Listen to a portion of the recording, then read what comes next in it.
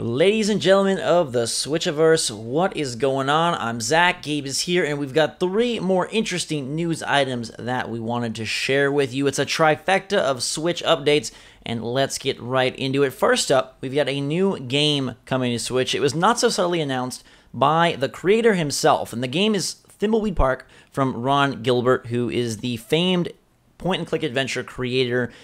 He spent a lot of time at LucasArts, where they did Secret of Monkey Island, Maniac Mansion, Day of the Tentacle, and his latest game is Thimbleweed Park, which actually got really good reviews. It has an 84 on Metacritic, earned a lot of top-tier scores, and I think would be a perfect fit for Switch. People seem to be excited about it, even though there's no set date, as this will bring a old but genre that has had a lot of refreshes lately, and one that seems very ideal for the Switch.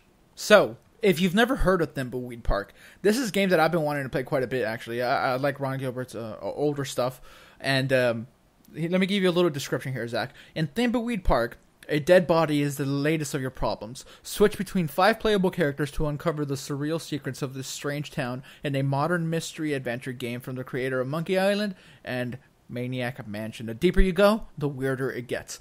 So this is going to fit in very, very well on the Switch, I believe. Point and click, maybe even some touchscreen controls. I'm not sure if they're going to go there, but that's just me speculating. Like you said, I like the description of it, though. It basically sounds like your dream life. Yeah, it sounds like Twin Peaks a little bit, like a weird version of Twin Peaks. It's available now on PC, and is it on other platforms? I know it's on PC. PC was in March, and it's coming to Switch, yeah. Yeah, so $20 on Steam. I'm guessing that's what it's going to count on Switch. It's also on Xbox One, by the way. Okay, see, that's yes. what I was wondering.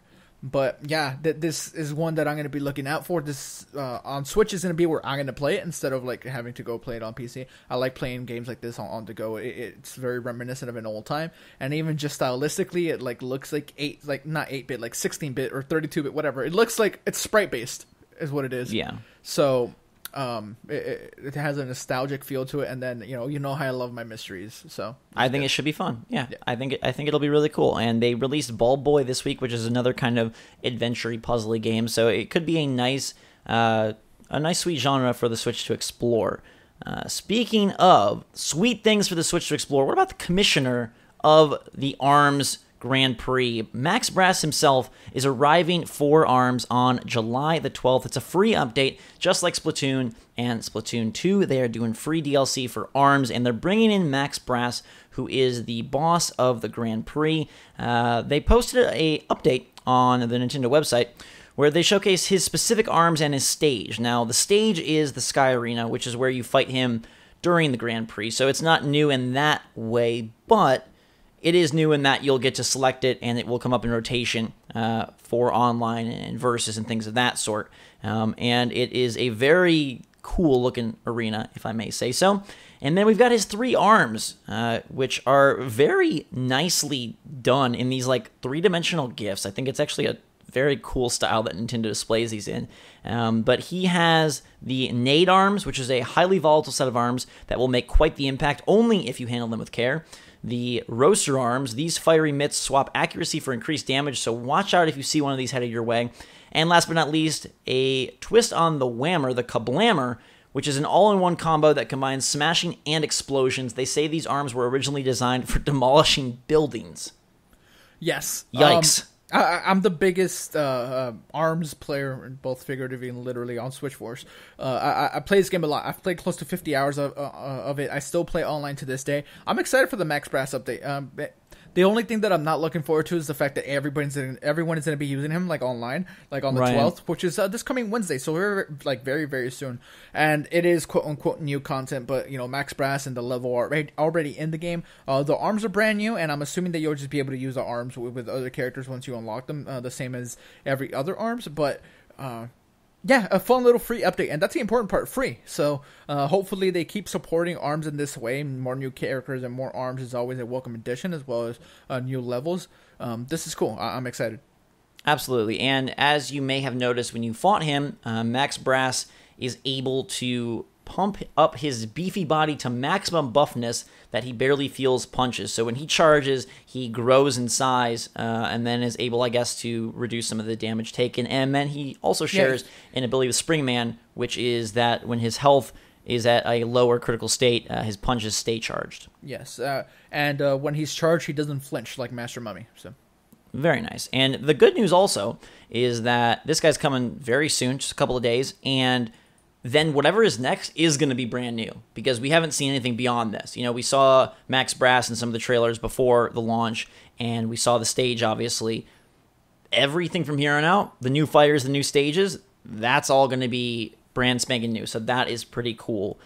I am definitely curious to see where they take the art direction from here because pretty much every character is a win. So we are going to get more of them. It'll be interesting to see. Except Helix. No, Helix is still a win. No. I don't know if you know this, but no one likes Helix. Just because Helix was made in a lab, Gabe. Yeah, all right. Gotta have love for him as well. All right.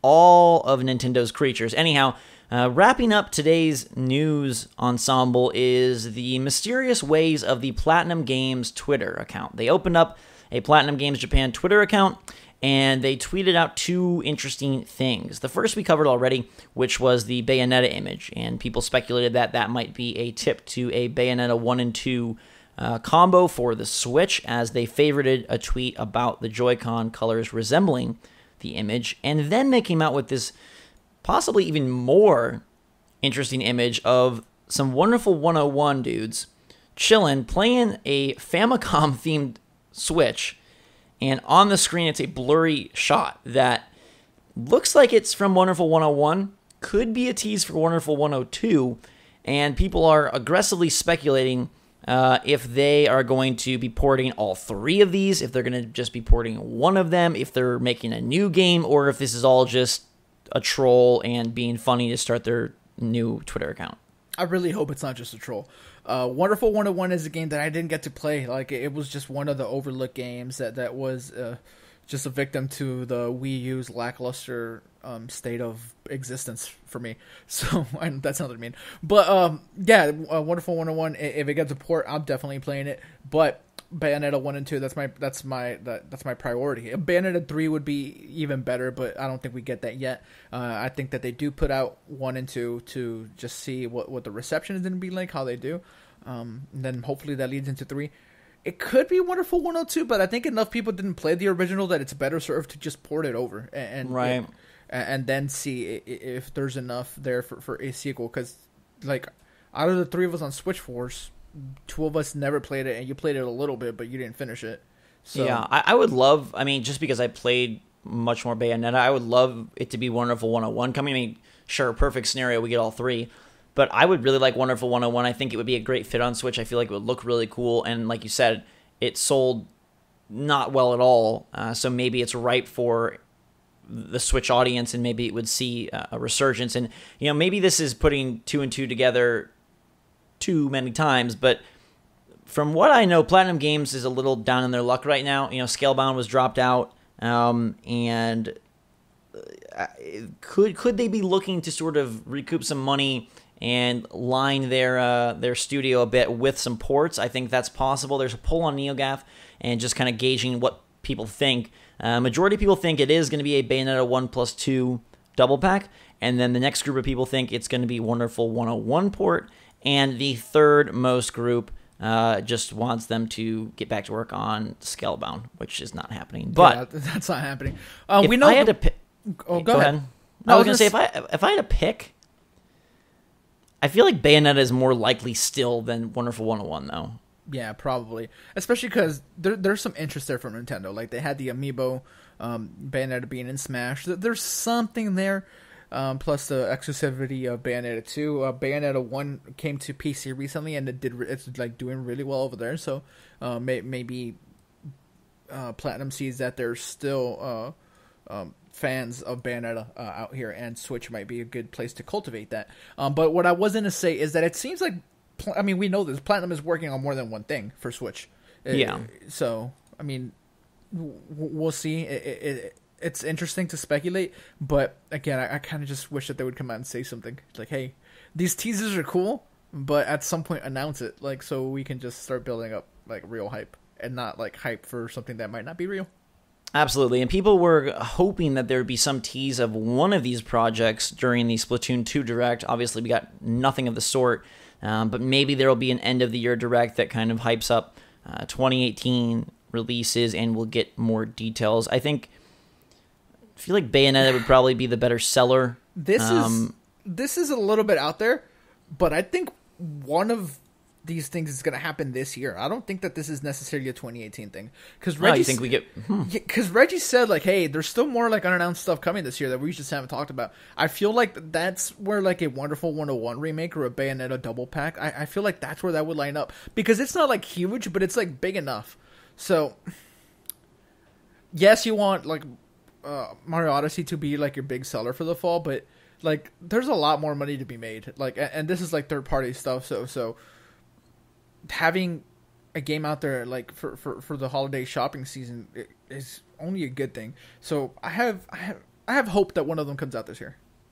That would be super awesome, and it's a tough call for me because this makes me really, really want to play Wonderful 101, but at the same time, if it's going to hit Switch with maybe some extras, like, I just want to wait. So what do I do? And this also made me very nostalgic. I don't even know why. I think it's just because, well, I do know why. It's because Kamiya directed it, but really would love Beautiful Joe on Switch. Nope. Some new Beautiful Joe would be great.